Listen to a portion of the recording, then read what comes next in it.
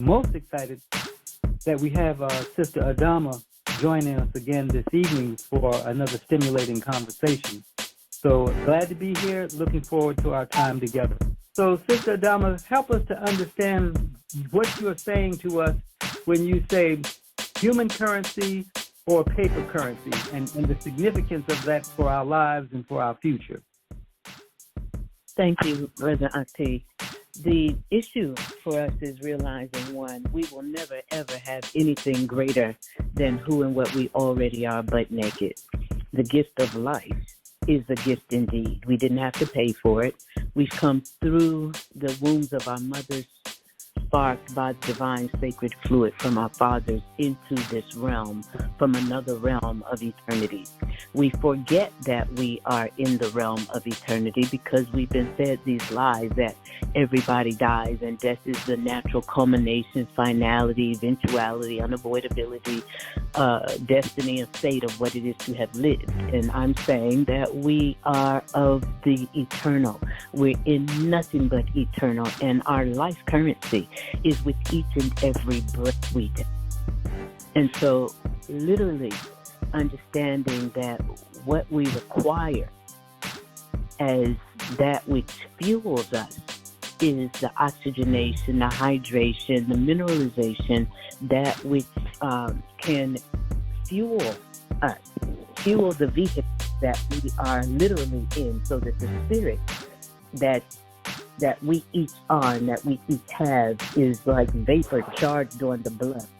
And the blood is perusing through 100,000 miles of capillaries, veins, arteries, and blood vessels, so that when we're properly nourished, and we've never been properly nourished because we have been under a system of exploitation that has been orchestrated as a result of ones and one generations ago being on a global initiative of depopulation and genocide, or what we got as children, world-conquering rampage. And it never stopped. And so the life currency with each and every breath, we're having the opportunity to realize the phenomenal and perfect design of our bodies, that these are our vessels for navigating this particular realm in which we are on the earth, which can be likened into a biospheric intergalactic spaceship that is in flotation and rotation in the infinity of existence in the realm of eternity, and therefore we are of this.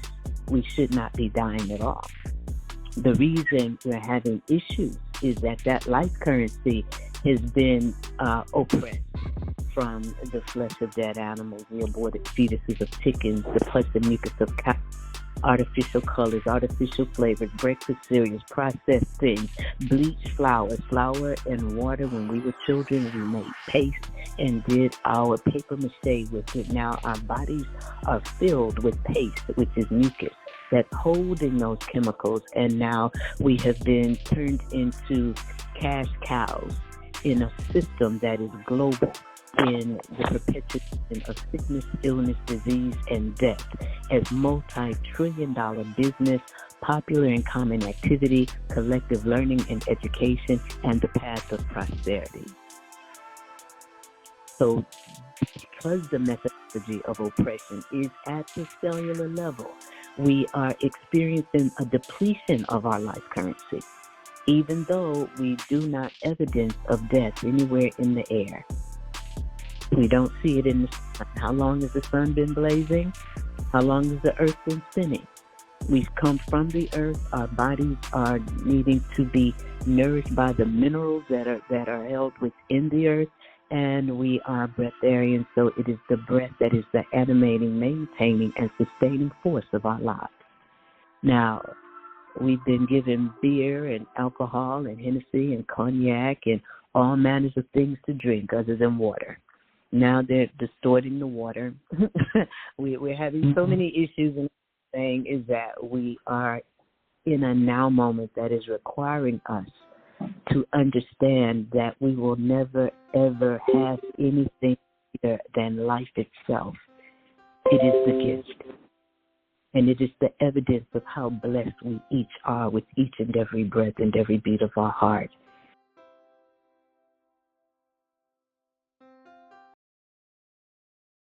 And you can take all of the money that has ever been printed, all of the coin that has ever been minted, regardless of how fine the paper and the ink or whose image is stamped upon it, and it does not have the value of one beat of our heart or one breath that we take.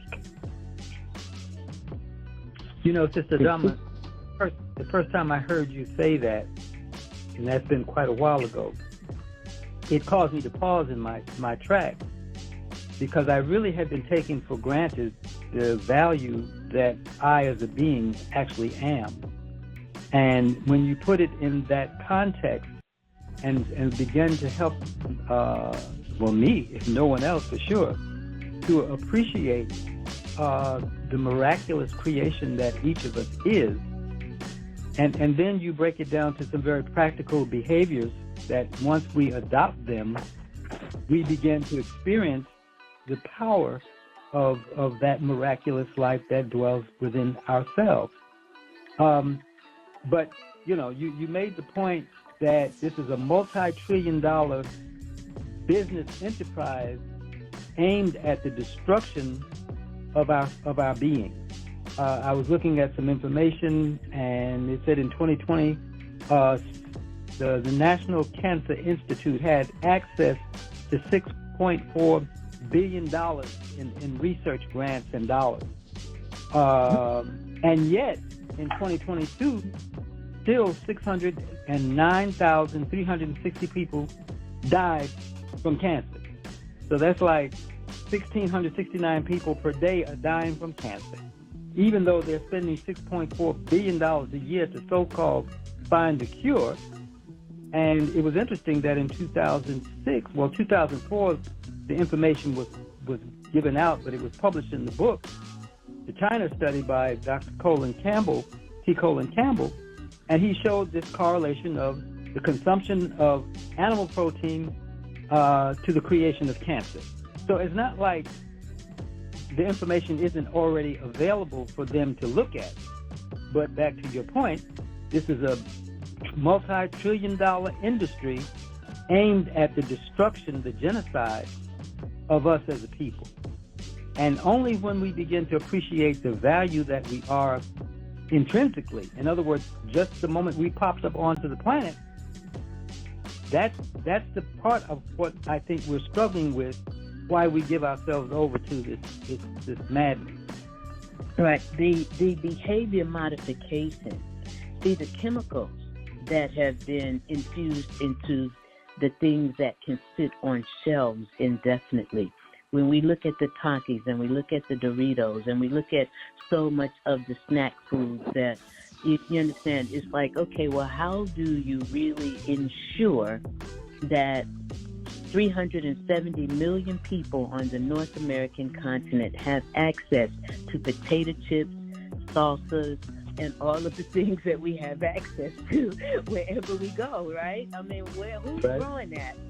And how is it that it tastes exactly the same, and then we have the expectation for it to taste exactly the same no matter what season it is, no matter what batch of potatoes or oranges or tomatoes or whatever. And I'm saying, okay, that is a real, it's an expectation. We've learned to expect it, but that kind of consistency over time is chemical. These things are modifying our behavior. It's not, and all right, we are identifying ourselves as Africans throughout the diaspora, or we're identifying ourselves as Muslims or Christians or Hebrews or Moors or Jews or Kemetic or whatever. And I'm saying we are intelligences of existence that are male, the progenitor of lineages, or female, the perpetuator of lineages. And there aren't any ones who have been issued to this planet to do anything other than exalt life and to ensure the continuation, the exaltation, and the progression of the lineages through whom they've come. Now, our education or our miseducation, our religious training or our indoctrination, our socialization, culturization has not ever given us a proper orientation to what the purpose in being on the planet is. And so under imperialism and colonialism and capitalism, then we are impacted and affected by ones and ones having been given the right to create that which has no life force and no substance to be made readily available to the planetary populace that is predominantly people of color. And we have the worst of it in our community. So the intelligence of existence, or that which we call God, did not create niggas. It did not create those. It did not create crackers.